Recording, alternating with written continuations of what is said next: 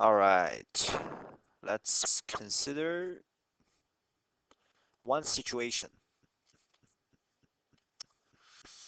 Let's say we have a pulley, all right, and this pulley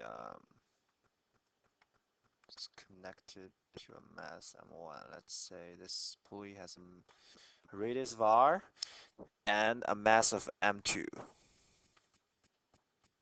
Okay, then and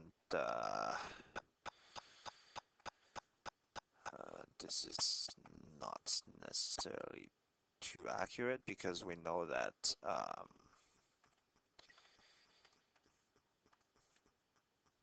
the rope shouldn't be stretched, so it's going um, straight up. Um, then it's connected to the ceiling. Um, all right, so we can analyze. So we know that the acceleration is really downwards. And so first we can describe the linear behavior of this block right here. So linear behavior of this block, well, if we consider the relevant forces, first we have Fg is equal to m1, m1g, and tension, call this T, this tension, and we know that it's accelerating downwards, so if we do the sum of the forces equal to ma, what we really have is m1g minus t is equal to m1a. So we could solve for tension here, or we can solve for acceleration. So this is one equation, and don't forget, this thing has moment of inertia, and thus and has an angular acceleration. Thus, it has torque. So if we consider this, okay, what we really have is so we have this tension making it go clockwise. So we can say sum of the torque um, is equal to I alpha. And let's assume this to be, let's say, a disk. All right, a disk. So it's going clockwise. So we know that is negative t times r. And here we have, well, the moment of inertia of a disk is 1/2 mr squared. And in this case, we know it's accelerating clockwise, so it's really negative alpha.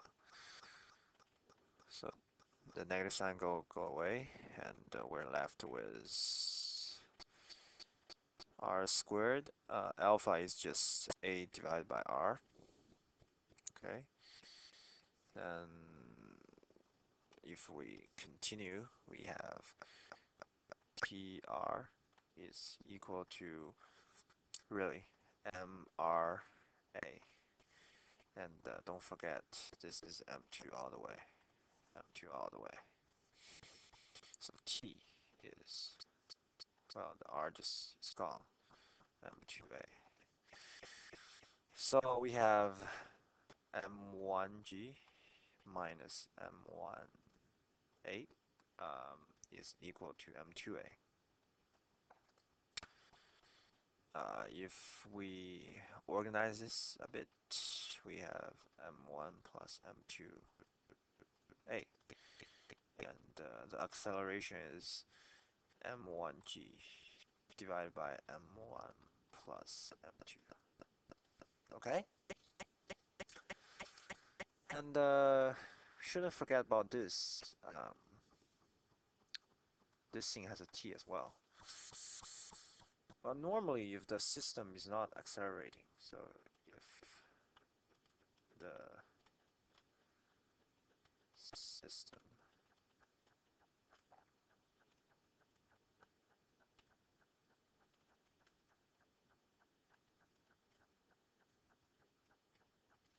So normally if it doesn't have A, then this T is called as T2, and this is just T. This T2 here is what?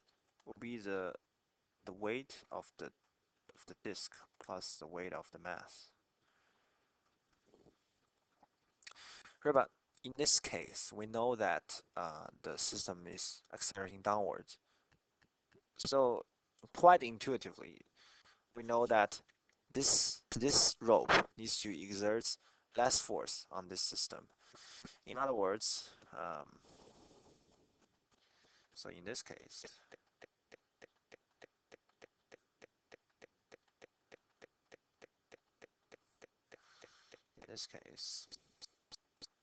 uh, T2 is really equal to, well, the mass of M, because M2, although has rotational acceleration, um, has an angular acceleration, doesn't really have a translational acceleration. So it's really just M2G plus T, because it's really the T that is um, exerting a force on this rope.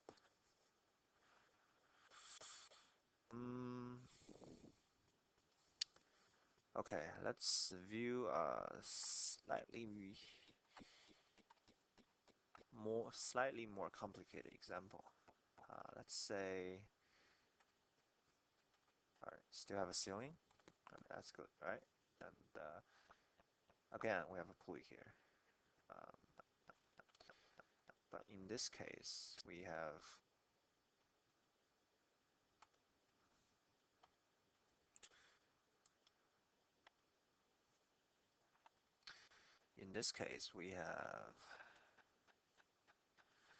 two masses.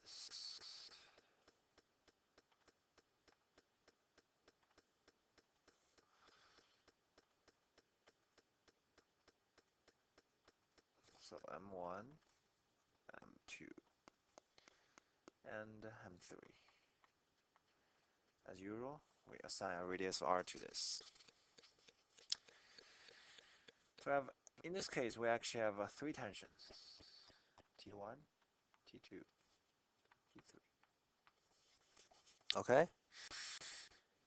Well, if you look at it, this is the same thing as this, just another mass. So we have one more equation for linear behavior, and when you calculate torque, you have one more force, and that's it. So let's think through this. And we need to assign an acceleration. So let's just say the system is accelerating this way. Okay. So let's go ahead and do it. So we first analyze, well, M1. All right.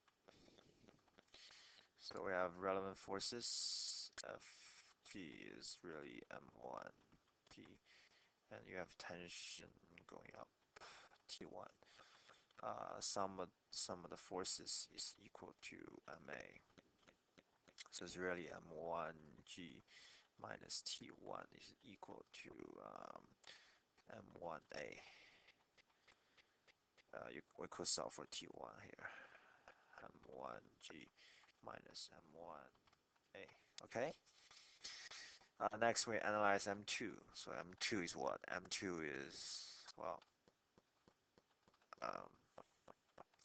Fg, M2G, and you have this T2 here.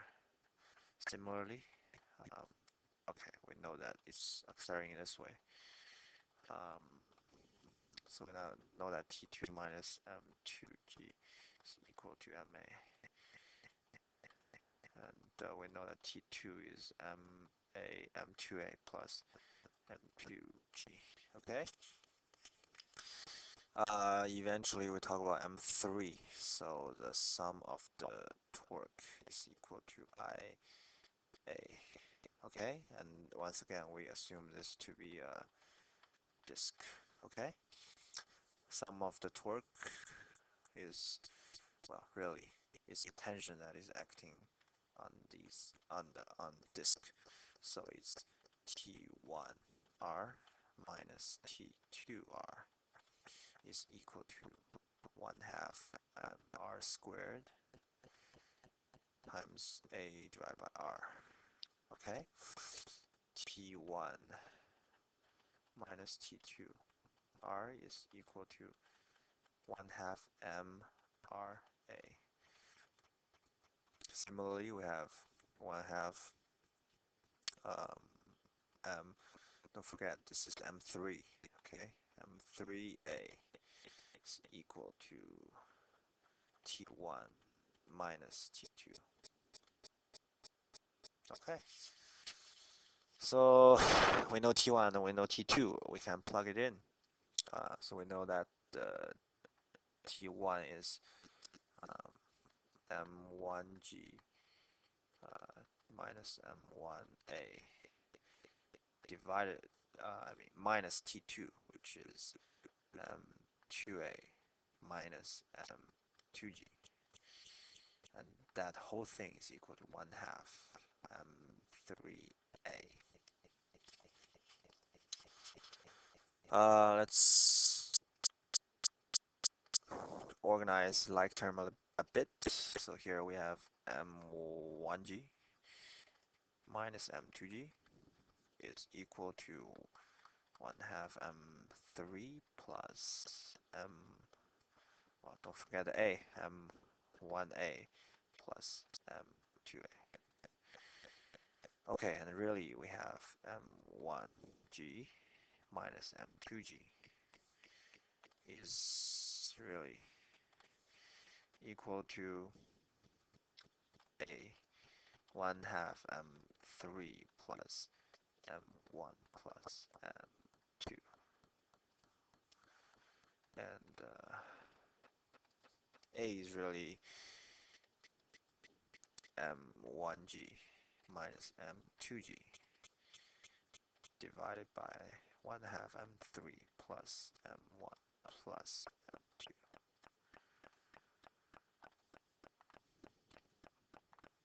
So here is the acceleration, and if you know acceleration, you can solve for everything else, basically.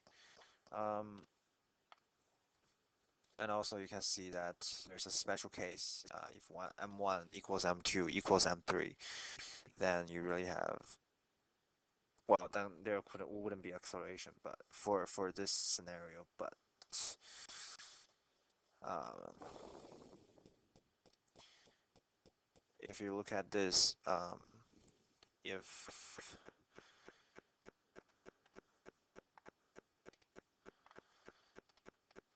if M1 is equal to M2, that's really mg divided by 2m is equal to a. So a is actually g, just g over 2, which is constant. So as a summary, we've explored two situations. The first one is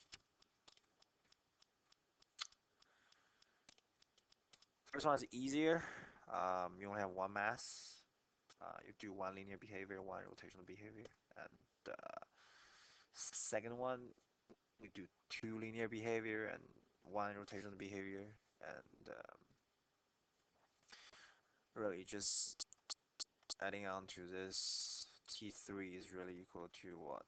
The M3G plus T1 plus T2. The line of reasoning is analogous to the simpler scenario that we've explored. Hope that's a bit helpful. I mean, these two are the question, really, the problem stem. So if you really understand them, then any type of this similar problem, you could solve them with ease. Okay, thank you.